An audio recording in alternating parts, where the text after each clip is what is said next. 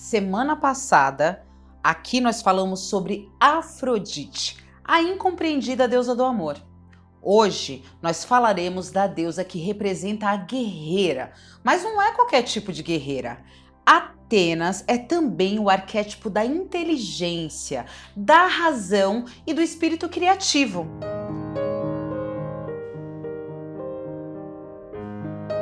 Olá, meu nome é Luciana Paiva e eu estou aqui para trazer um pouquinho de sentido e significado sobre os mitos, né? Só para contextualizar um pouquinho, a gente estima que a maioria desses mitos da mitologia grega foi escrita por volta de 800 anos antes de Cristo. Tá? Então a gente tem aí mais ou menos esse período. Depois, essa mitologia foi incorporada por várias civilizações, né? A gente vê aí que a mitologia romana é muito parecida aí com a mitologia grega, né? Se você for pensar, Atenas na mitologia romana é Minerva. A gente sempre tem alguém ali correlato. Só que quando a gente se aprofunda um pouquinho mais em mitologia, a gente percebe que os gregos também sofreram forte influência de um outro povo, certo? Esse outro povo escreveu alguns mitos muito semelhantes, só que um tempinho atrás. Que outro povo que é esse? Vamos pensar, adivinha? Egito, né, gente? No entanto, os contos egípcios a gente estima que tenha por volta de 1500 até 3000 anos antes de Cristo. É uma margem de erro bem grande, né? Bom, Egito, de modo geral, é fonte de mistério, né? Berço de mundo. China, Rússia, Índia, Incas, Maias, são civilizações que tem muita simbologia e muita mitologia antiga que ainda precisa ser pesquisada. Agora, qual que é a importância disso? Por que as pessoas passam vidas inteiras pesquisando esses aspectos, né? Por que a gente fica estudando tanto mito e simbologia? Porque a vida fala com a gente por meio de símbolo, e essa é a linguagem inconsciente. Então, se você pensar que quase metade da sua vida você passa lá no reino do inconsciente, dormindo, por exemplo, é muito relevante você entender essa linguagem simbológica. Deixa eu trazer um pouco mais clareza, tá? Vou dar um exemplo de como o nosso inconsciente compreende muito melhor a linguagem simbólica do que a linguagem consciente. Então imagina que você está sendo paquerada ou paquerado por alguém, tá? Uma pessoa aí que tá apaixonado por você. O que vai funcionar melhor? A pessoa chegar com um discurso estruturado, traz ali uma planilha no Excel, traça e mostra para você por A mais B, prova ali cientificamente por que vocês devem ficar juntos, ou é melhor essa pessoa trazer um símbolo do seu afeto? Então, um símbolo universal, flor, chocolate, uma carta, né? Hoje em dia, uma declaração pública no Facebook. Não vem com esse negócio de mensagem inbox, não, que isso não é símbolo, é cilada, viu, Bino? Mas enfim, a gente entende melhor o símbolo, né? Por isso que aspectos psicológicos e relacionados à física são transformadas em figuras arquetípicas, tá? Por isso, é uma maneira mais fácil de comunicar, para facilitar a compreensão inconsciente, ok? Então, para uma pessoa que quer trabalhar a sua inteligência, então, no sentido de sabedoria, tá? Atenas é um excelente arquétipo, é um excelente guia, um norte. Então, inteligência vem da palavra intelégenes. O que significa intelégenes? Escolher dentre. A vida é um banquete, tem muitas possibilidades. É preciso saber escolher e saber a ordem das coisas, né? O que é entrada, o que é prato principal, o que é sobremesa na sua vida. Inteligência é isso, não é ter um QI alto, não é?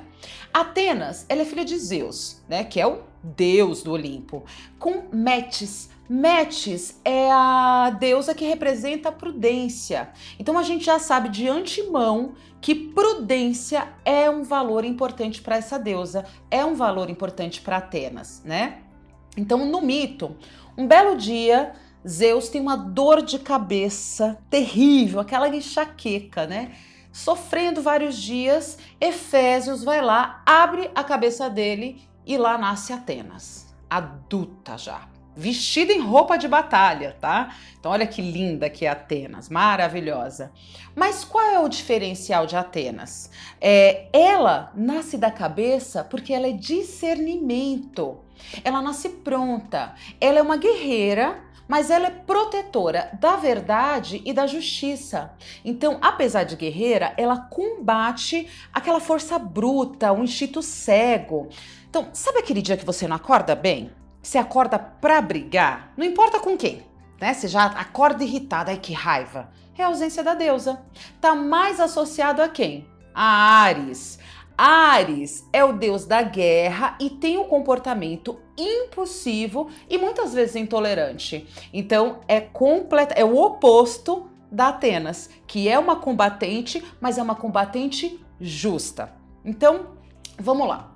Quando você pensa no seu comportamento e identifica certos padrões, nossa, tô muito nervoso, isso me faz mal, preciso melhorar, todas essas coisas que a gente fala quando a gente perde o controle, né? Só que quando a gente tá lá no meio da briga, no meio da situação, no meio daquele momento que a gente ficou colérico, fica muito difícil a gente se lembrar das nossas promessas para nós mesmos. Tipo, a gente não consegue ali no meio daquela confusão pensar, nossa, eu quero ser mais calmo, né? Então, no meio de uma situação, se você se lembrar do símbolo, apenas um símbolo, você já se lembra de todo o conceito por trás dele. Então, a vantagem de pensar simbologicamente é que você não precisa pensar palavra por palavra. Você sabe imediatamente onde está identificado e onde você quer se identificar. Então, no meio dessa confusão, né? Você tá lá no meio da briga, no meio da perca do controle, você se lembra que está identificado com Áries, por exemplo. Né? Imediatamente vem a imagem de Áries. E você lembra que precisa estar identificado com Atenas. Então você consegue lembrar do seu norte. E você faz isso imediatamente, rapidamente, sem ter que fazer todo o percurso da linguagem que exige palavra por palavra. Então, tem um filme que retrata muito bem esse tipo de linguagem, só que eles trazem isso como uma linguagem alienígena. O filme ele se chama A Chegada, tá disponível na Netflix, né? Então, o motivo deles virem para a Terra é passar esse tipo de comunicação para os seres humanos. Então, se a gente for pensar, bom, ora, né? Os gregos já entenderam isso há séculos. Quem quiser assistir o filme, eu acho que elucida um pouco esse conceito de linguagem. É claro que lá eles se aprofundam, falam de um pouco de viagem no tempo, enfim. Tem tudo a ver, mas outro dia a gente fala sobre esse assunto. Eu falei um pouco sobre Áries aqui e eu vou fazer um vídeo só para falar dele, mas somente quando a gente entrar no campo dos deuses. Por enquanto, estamos aqui falando das deusas, ok? Bom, aqui nessa imagem de 1482, novinha a imagem, né? Novamente vamos citar aí Botticelli. Nós temos aqui a representação da deusa conseguindo dominar os instintos. Então, quem é que está representado aqui? Centauro.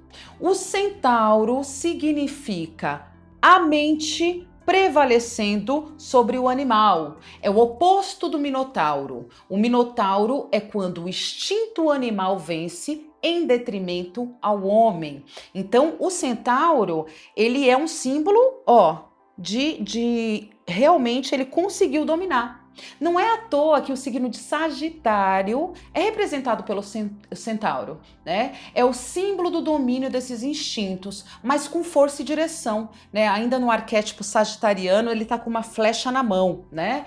É bem assim, né? O símbolo que representa Sagitário. Então, na verdade, esse aqui, eu tô dizendo que é o quê? É a presença da deusa. Eu vou fazer um vídeo só para explicar a simbologia dos signos, que eu sei que é um assunto que traz muito interesse, mas eu tenho muita coisa para falar, então a gente vai construindo isso, tá? Atenas também é protetora dos heróis. Vocês assistiam Cavaleiros do Zodíaco? Bom, eu fui fã, né, gente? Todos os heróis que estavam lutando pela verdade e pela justiça eram protetores de Atenas, né? E ela também protegia eles, né? Eu amava demais, gente, Cavaleiros do Zodíaco. Então, quando você começa ali a princípio, tem lá a Saori Kido, né, que é a reencarnação da deusa, e ela é muito indefesa, né, muito ingênua. Quem assistiu sabe que quando ela entende que tem a alma da deusa, ela fica enorme, ela se empodera mesmo, né? Ela e os heróis têm toda a jornada contra os mestres das casas do zodíaco. E é bem lúdico para entender um pouco aí de simbologia dos signos também. A gente só precisa ter cuidado para não confundir o que é mitologia e o que é a criação do autor aí, né? Gente, tem muita coisa para a gente falar de Atenas. Ela é uma deusa que lhe pede a alma. É a elevação da consciência por meio do discernimento. E muitas vezes, para ter discernimento, a gente passa por várias batalhas terríveis, né? Isso no campo interno, no campo psicológico, porque a gente sempre tem essa batalha interna, né? Que um lado chama a gente para subir e outro lado chama a gente para descer. Optar por Atenas, escolher por Atenas é a escolha por subida, por trabalhar o seu domínio próprio, por vencer o seu instinto animalesco, né? Colocar a sua mente acima disso. Não é à toa qual é o símbolo de Atenas. É a oliveira, né? Por quê? Do pé da oliveira se extrai o azeite que ilumina as lamparinas, né? E essa é a simbologia para a iluminação, né? Então ela extrai de você o combustível para a sua iluminação. Atenas se difere de Gaia, também aí, né? Diverge de Gaia nesse sentido. Para entender um pouco, eu falo sobre Gaia aí no vídeo sobre Afrodite, tá? Mas para Atenas não é de graça. Se você for pensar, azeite até hoje em dia é muito caro. Por quê? Dá trabalho fazer azeite, né? Iluminar-se, trabalhar discernimento, dá trabalho, né? Então, eu sempre penso numa frase que é: o caos é uma escada, como diria Bran Stark do Game of Thrones. Hoje eu tô bem nerd, né, gente? É fácil? É fácil colocar Deus ali como arquétipo? Não é. Mas São Francisco de Assis nos dá uma lição e fala assim: Senhor, dai-me força para mudar o que pode ser mudado, resignação para aceitar o que não pode ser mudado e sabedoria para distinguir uma coisa da outra. Maravilhoso, né, gente? Bom, assim eu encerro esse vídeo com essa reflexão de São Francisco de Assis, tá bom? Vou pedir para vocês, meus amigos aqui desse canal, ativarem a notificação. O YouTube só vai mostrar esse canal para outras pessoas, inclusive para vocês, se vocês ativarem a notificação. Então, assim, eu queria pedir a todos vocês para me ajudarem a tornar esse canal mais relevante. Quem sabe assim conseguir distribuir um pouquinho mais de conhecimento, não só de Atenas, mas das outras deusas que estão muito adormecidas aí na nossa sociedade. Vocês gostaram desse vídeo? Se sim, dá o joinha também. E é isso. Muito obrigada. Até semana que vem.